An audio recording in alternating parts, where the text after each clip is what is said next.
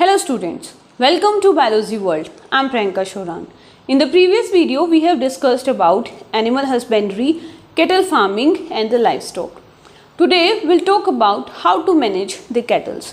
या cattle farming में management की क्या क्या रिक्वायरमेंट्स हैं.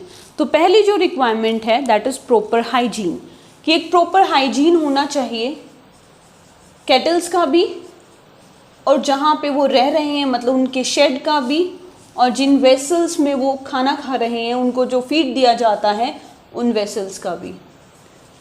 जिस शेड के अंदर वो रहते हैं, कैटल शेड्स जो होती हैं वो प्रॉपर ड्राई होनी चाहिए, उनकी टाइम टू टाइम क्लीनिंग होनी चाहिए. अगर मिट्टी है तो उस मिट्टी को समय रहते चेंज कर देना चाहिए. नेक्स्ट वैक्सीनेशन, कि एक जो रिक्वायरमेंट है वैक्सीन्स की या जो वैक्सीनेशन है वो भी प्रॉपर टाइमिंग के साथ होनी चाहिए. डॉक्टर की विजिट होनी चाहिए एक पीरियोडिकल टाइम में, एक पर्टिकुलर टाइम में, सो दैट अगर कोई डिजीज़ है कैटल से रिलेटेड उसको पहले ही डायग्नोज किया जा सके, ताकि उसके फैलने से पहले ही उसे हम लोग डायग्नोज कर लें. तो ये क्या है, ये कुछ ऐसे पर्टिकुलर स्टेप्स हैं जो एक कैटल फार्मिंग के लिए रिक्वायर्ड हैं, मस्ट हैं. पिछली वीडियो में हमने ब्रीड्स के बारे में पढ़ा था.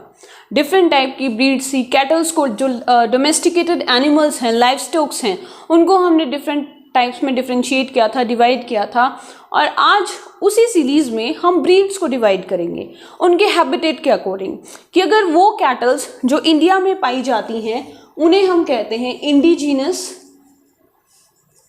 या फिर देसी ब्रीड, लाइक साहिवाल, मुर्रा, जो भारत में पाई जाती हैं.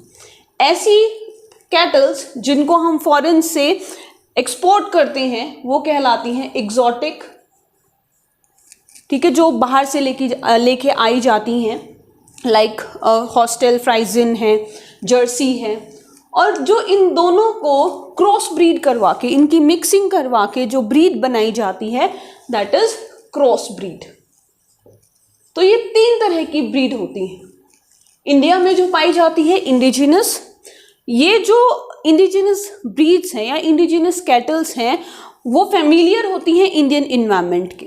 लेकिन जो एग्जॉटिक ब्रीड्स हैं उनकी मिल्क प्रोडक्शन जो है वो बहुत ज़्यादा होती है as compared to the indigenous breed, but वो इंडियन क्लाइमेटिक कंडीशंस के फेमिलियर नहीं होती हैं और वो यहाँ पे सर्वाइव भी नहीं कर पाती हैं.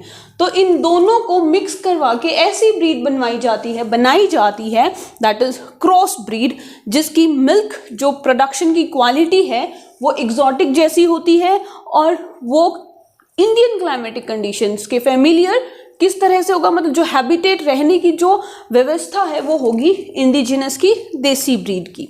फॉर एग्जाम्पल करन स्विस, फ्राइजवॉल, जो हॉल्स्टेन फ्राइजिन और साहिवाल को क्रॉस ब्रीड करके बनाई जाती है. तो ये 3 टाइप की ब्रीड्स हो गई. Next is the breed controlling experiments, कि वो एक्सपेरिमेंट्स जिनसे ब्रीड को कंट्रोल किया जाता है 2 तरह के हैं. First is the natural breeding and second is the artificial breeding. Natural breeding को 2 पार्ट में डिवाइड करेंगे. One is the random and second is controlled. Random breeding में क्या होगा, जो ग्रेजिंग कैटल्स हैं उन ग्रेजिंग कैटल्स के साथ काउस, बफेलोज हैं, उनके साथ कोई भी सुपीरियर क्वालिटी के बुल को छोड़ दिया जाता है. तो रैंडमली मेटिंग होगी और न्यू ब्रीड की प्रोडक्शन होगी.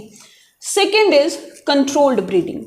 कंट्रोल्ड ब्रीडिंग में हम सुपीरियर क्वालिटी का जो बुल है उसको एक्सपोर्ट करेंगे, एग्जॉटिक बुल जिसको हम कहेंगे. सो एग्जॉटिक बुल लेके आएंगे और उससे मेटिंग करवाएंगे, तो वो कहलाएगी कंट्रोल्ड मेटिंग.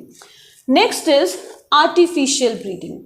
आर्टिफिशियल ब्रीडिंग में क्या होगा, किसी भी मतलब यहाँ पर एग्जॉटिक बुल को लाने की ज़रूरत नहीं पड़ेगी, रिक्वायरमेंट नहीं होगी. सिर्फ उसके सीमन को कलेक्ट किया जाएगा और उस सीमन को -196 डिग्री सेल्सियस लिक्विड नाइट्रोजन में, दैट इज क्रायो प्रिजर्वेशन उसकी की जाएगी, और उसी सीमन को आर्टिफिशियली मीन्स से जो फीमेल काउज हैं उनके वेजाइना में ट्रांसफ़र कर दिया जाएगा. That is known as artificial insemination. क्या कहेंगे इसको? Artificial inseminations. तो जो आर्टिफिशियल इंसेमिनेशन है उससे हमें डिजायर्ड क्वालिटी, डिजायर्ड क्वांटिटी भी, क्वांटिटी और क्वालिटी दोनों ही प्रोड्यूस करवा लेंगे। सो यहाँ पर मतलब जो आर्टिफिशियल इंसेमिनेशन है वो थोड़ा चीप है, लेस कॉस्टली है। क्यों? क्योंकि एक सीमन से एक टाइम में अराउंड 3000 काउस को इंसेमिनेट करवाया जा सकता है। बिकॉज जो एग्जॉटिक बुल्स हैं उनकी देख रेख, उनकी मैनेजमेंट बहुत ज़्यादा कॉस्टली होती है। उनका हाइजीन, उनका फीड इंडियन ब्रीड से डिफरेंट होता है, तो उनकी जो मेंटेनेंस है वो काफ़ी कॉस्टली होती है। इसीलिए सीमेन को एक्सपोर्ट करवाया जाता है, उसको प्रिजर्व किया जाता है और एक सीमेन से एक टाइम पे 3000 काउस को इंसेमिनेट करवाया जाएगा और उसी से जो डिज़ायर्ड क्वालिटी है, जो डिज़ायर्ड कैरेक्टर्स हैं, उनको बनाया जाएगा। इसी में एक और टेक्निक आती है, that is MOET. What is MOET? MOET का मतलब है multiple ovulation embryo transfer. Multiple ovulation embryo transfer या इसको सुपर ओव्यूलेशन भी कहा जाता है। इसमें जो सुपीरियर काउ जो होती है, सुपीरियर काउ का मतलब ऐसी काउ जिसमें मिल्क प्रोडक्शन, मिल्क की जो क्वालिटी है वो काफ़ी अच्छी होती है, ऐसी सुपीरियर काउ को चूज़ किया जाता है। इस सुपीरियर काउ में with the help of hormones that is LH and FSH, LH और FSH की हेल्प से इसमें सुपर ओव्यूलेशन करवाई जाती है। मतलब बहुत सारे ओवास एक साथ प्रोड्यूस करवाए जाते हैं। It's around 4 to 10। एक टाइम पे 4 से 10 ओवा with the help of hormones produce करवाए जाते हैं। फिर आर्टिफिशियल इंसेमिनेशन करवाई जाएगी, दैट इज जो डिजायर्ड क्वालिटी का जो बुल है उसके सीमन को इंट्रोड्यूस करवाया जाएगा और इससे कुल मिला के अगेन 4 to 10 एम्ब्रियोज की फॉर्मेशन होगी।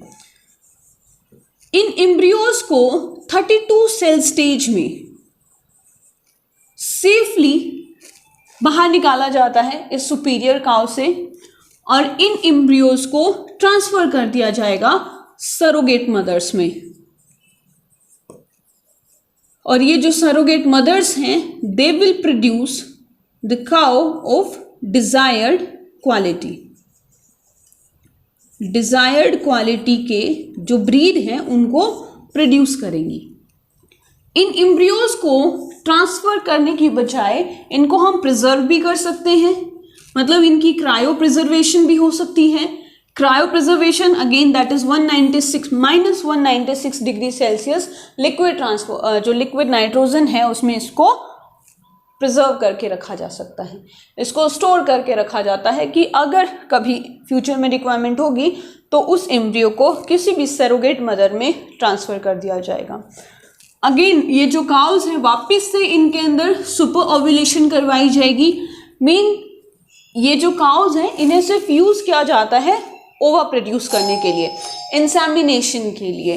फिर इनसे एम्ब्रियो प्रोड्यूस होगा और इस एम्ब्रियो को हम लोग सरोगेट मदर्स में ट्रांसफर कर देंगे और वो सरोगेट मदर्स को अच्छे से फीड करके न्यू क्वालिटी का, डिजायर्ड क्वालिटी का जो नेक्स्ट जनरेशन है उसको प्रोड्यूस कर दिया जाएगा। तो ये क्या कहलाता है? ये मोएट कहलाता है, मल्टीपल ओव्यूलेशन एम्ब्रियो ट्रांसफर या सुपर ओव्यूलेशन।